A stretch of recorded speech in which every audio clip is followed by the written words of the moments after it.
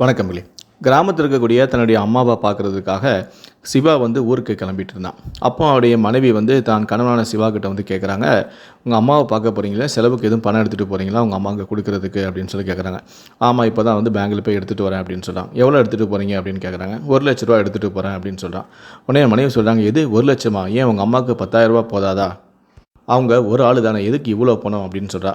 உடனே அவன் மகன் சொல்கிறான், இல்லை எங்கள் அம்மா அடிக்கடி பணம்னு கேட்டு தொல்லை பண்ணிகிட்டே இருக்குது, அதனால் இந்த 1,00,000 கொடுத்துட்டு இனிமேல் எங்கிட்ட பணம்னு கேட்டு தொந்தரவு பண்ணாதீங்க அப்படின்னு சொல்லி எரிச்சலோட சிவாவும் சொல்கிறான். இருந்தாலும் இது ரொம்ப அதிகம் தாங்க அப்படின்னு சொல்லி மனைவியும் புலம்ப ஆரம்பிக்கிறான். ஏன்னா பார்த்தீங்கன்னா அம்மா அதாவது இவருடைய மாமியார் ஒரு ஸ்கூல் டீச்சர், ரிட்டையர்டான ஸ்கூல் டீச்சர். அவங்களுடைய பேர் தேவகி. இவங்களுக்கு ஒரே மகன் தான் சிவா. சீராட்டி பாராட்டி வளர்த்து தன்னுடைய பிள்ளையை கம்ப்யூட்டர் இன்ஜினியரிங் படிக்க வச்சாங்க. அதுக்கப்புறம் அவனுக்கு நல்ல இடத்த திருமணமும் செஞ்சு வச்சுட்டாங்க. திருமணம் செஞ்ச கொஞ்ச நாள்லயே பார்த்தீங்கன்னா அவருடைய கணவர் இறந்துட்டாரு. இதனால அவங்க கிராமத்திலே தங்கிட்டாங்க. சிவாவும் தன்னுடைய இல்லற வாழ்க்கைக்கு தாயால் எந்த விதமான தொந்தரவு வரக்கூடாது அப்படின்னு சொல்லி தன்னுடைய இல்லற வாழ்க்கைக்கு எந்த விதமான பாதிப்பு வரக்கூடாது அப்படின்னு சொல்லிட்டு அவர் அம்மாவை விட்டு தனி கொடுத்துட்டு வந்துட்டாரு. மாமியாரிடம் எப்பவுமே ஒரு அடி தள்ளி தான் மருமகள் அணு நடந்துகிட்டே இருப்பா. அதுக்கேற்ற மாதிரி சிவாவும் அம்மாவை ஊர்ல வச்சுக்கிட்டான். இவன் வெளியூர்ல தங்கிக்கிட்டான். இந்த மாதிரி அம்மா இங்க வந்துட்டாங்கன்னா மனைவிக்கும் அம்மாவுக்கும் ஏதாவது வரும், பிரச்சனை வரும், அதனால நமக்கு தேவையில்லாத ஒரு பாதிப்பு ஏற்படும் அப்படின்னு சொல்லிட்டு அம்மா அங்க வரவே கூடாது அப்படிங்கிறதுக்காக 2 மாசத்துக்கு ஒரு முறை அம்மா இருக்கக்கூடிய கிராமத்துக்கு போயிட்டு அம்மாவை பார்த்துட்டு எப்படிமா இருக்க என்ன ஏதுன்னு நல்லா விசாரிச்சுட்டு வருவான். இப்படி போகும்போதெல்லாம் பாத்தீங்கன்னா அவன் அம்மா மகன் கிட்ட பணம் கொடு அப்படிங்கிற மாதிரி எல்லாம் பேச ஆரம்பிச்சுட்டாங்க. ஆரம்பத்தில் தனி கொடுத்து வந்த புதியதுல சிவாவும் தன்னுடைய மனைவியான அண்ணும் 2 பேருமே சேர்ந்து தான் போய் 2 மாசத்துக்கு ஒரு தடவை போய் மாமியாரை பார்ப்பாங்க. ஆனா அதுக்கப்புறம் நாட்கள் போக என்ன ஆச்சு பார்த்தீங்கன்னா அணு போறதை கட் பண்ணிட்டாங்க. சிவா மட்டுமே போய்கிட்டே இருந்தாரு. அதுக்கப்புறமா சிவாவே போகாதீங்க, எதுக்கு தேவையில்லாம நீங்க போயிட்டீங்க, இதுவே ஒரு தெண்ட செலவு தான் அப்படிங்கிற மாதிரி அந்த மாதிரி தேவையில்லாம அணுவும் புலம்ப ஆரம்பிச்சிட்டாங்க. இருந்தாலும் நம்ம அம்மாவை நம்ம பார்த்தே ஆகணும் அப்படின்னு சொல்லிட்டு அம்மா மேல இருந்த ஒரு பாசத்துக்காக 2 மாசத்துக்கு ஒரு தடவை, பாசம்னு சொல்ல முடியாது, எங்க அம்மா நம்ம வீட்டுக்கு வந்துருவாளோ, இதனால நம்ம அம்மாவுக்கும் பொண்டாட்டிக்கும் சண்டை அதனால நம்ம தலை விடுறோமோ அப்படிங்கிற மாதிரி ஒரு பயத்திலேயே 2 மாசத்துக்கு ஒரு தடவை அம்மாவை போய் பார்த்துக்கிட்டே இருந்திருக்காரு. அம்மா கிராமத்துல இருந்தாலும் அந்த கிராமத்துல அவங்க வாடகை விட்டு தான் இருக்காங்க. அவங்களுக்கு பென்ஷனும் வருது, அந்த பென்ஷன்ல வாடகையும் கொடுத்துக்கிறாங்க. அவங்களுக்கு தேவையான எல்லா விஷயங்களும் அந்த பணத்தை வச்சு செலவும் பண்ணிக்கிறாங்க. இருந்தாலும் அம்மாவுக்கு போதல, பணம் பத்தல, பணம் வேணும், பணம் கொடு அப்படின்னு சொல்லி மகன் போற நேரம்லாம் இதே பல்லவியை பாடிக்கிட்டே இருந்திருக்காங்க. அதே மாதிரி பென்ஷன் பணமும் அம்மாவுக்கு போதுமே, இதுக்கும் மேல பணம் தேவையா அப்படின்னு சொல்லி மகனும் அப்பப்போ எரிச்சலும் மழை, இருந்தாலும் பணமும் கொடுக்க மாட்டாரு. அப்போ ஒரு முறை இந்த மாதிரி அம்மாவை பார்க்கறதுக்காக சிவா போயிருக்காரு. அப்போ அம்மா பணம் தேவை, அம்மா பணம் கேட்கும்போது எதாச்சியா பார்த்தீங்கன்னா அவருடைய அப்பா தூரத்து உறவான சித்தப்பாவும் அப்போ வந்திருந்தாரு. அப்போ சித்தப்பா அம்மா பையன் கிட்ட சொல்றாங்க, எப்ப அவங்க அம்மாவே பணம் கொடுன்னு வாயை விட்டு கேட்கறா, நீ என்னப்பா கொடுக்கவே மாட்டேங்கிற, அது அடுத்த முறை வரும்போது உன் கையில எவ்வளவு இருக்குதோ உன்னால எவ்வளவு கொடுக்க முடியுமோ அதை கொடுத்துட்டு போ அப்படிங்கிற மாதிரி அவரும் சொல்லிட்டு போயிட்டாரு. இதனால சிவாவுக்கு ரொம்ப கோபம். சரி, இதுக்கப்புறம் அம்மாவை வாய் அடைச்சிடணும், ஒரு பெரிய தொகையா கொடுத்து அம்மாவோட வாய் அடைச்சிடணும் அப்படின்னு சொல்லிதான் அடுத்த முறை வரும்போது 1,00,000 பணத்தோட வரான். அப்படி வீட்டுக்கு வந்தோடனே பார்த்தீங்கன்னா மகனுக்கு பிடிக்குமே அப்படின்னு சொல்லிட்டு மகனுக்காக விரால் மீன் குழம்பு இல்லை அவங்களுக்கு பிடிச்ச மாதிரி விஷயங்கள்லாம் சமைச்சு அவனுக்கு பரிமாறுறான் அவனுடைய அம்மாவான தேவகி.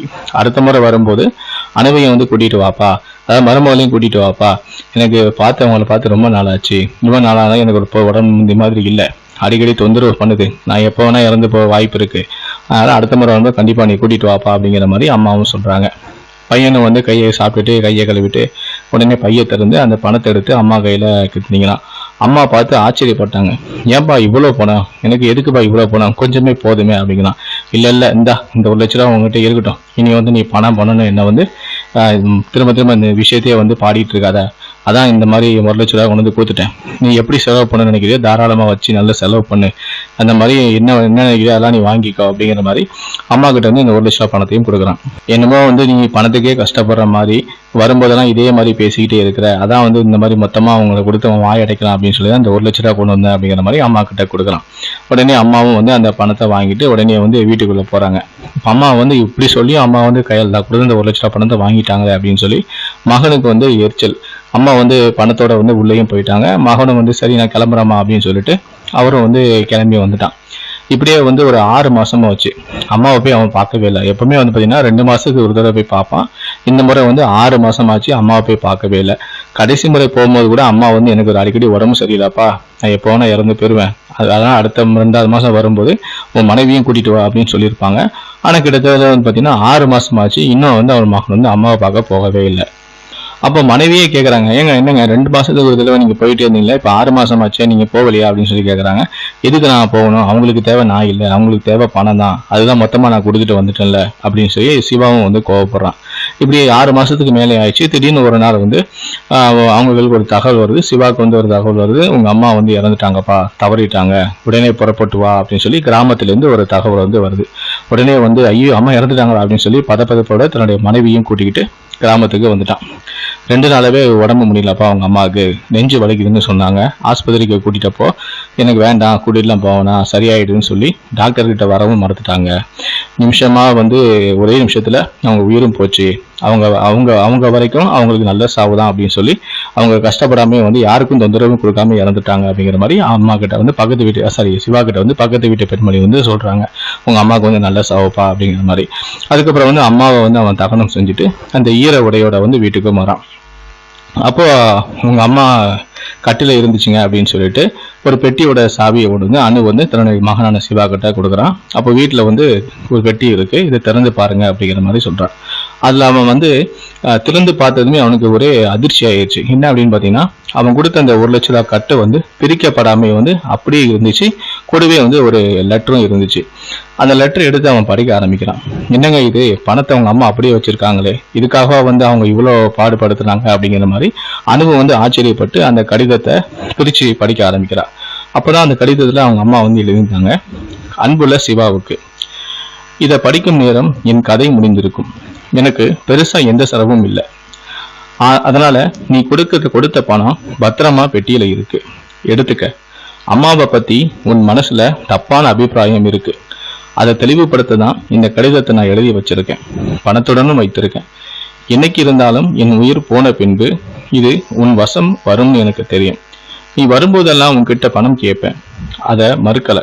பிள்ளைய பெற்ற ஒவ்வொரு தாய்க்கும் ஏற்படக்கூடிய நியாயமான ஆசைதான் அது. கோடீஸ்வரியா இருந்தாலும் பெத்த பிள்ளை சம்பாதித்த காசுல 10 ரூபாயை அவன் கையில கொடுத்து வச்சுக்கம்மான்னு சொன்னா மனம் குளிர்ந்து போவாள். அது தாய்மைக்கே உரிய ஒரு எதிர்பார்ப்பு. அதை தான் நானும் எதிர்பார்த்தேன். அந்த கடவுள் என் சம்பாதியத்திலேயே என்னை நல்லபடியாக வாழ வச்சிட்டாரு. இருந்தாலும் என் பிள்ளை எனக்கு பணம் தர்றாங்கிற ஒரு திருப்தி கிடைக்கணுங்கிற ஆசைதான் உங்ககிட்ட வெளிப்படுத்தினேன். இன்னமா வச்சுக்கன்னு ஒரு 100 ரூபாயை கொடுத்திருந்தா கூட சந்தோஷப்பட்டு அதுல பழமாவது வாங்கி சாப்பிட்டுருப்பேன். பெத்த வயிறு நிறைஞ்சிருக்கும். ஆனா நீ உங்ககிட்ட பணம் கேட்டது ஏதோ தகாத குற்றம் போல எரிச்சலுடன் கையில 1 லட்சம் ரூபாயை திணிச்ச.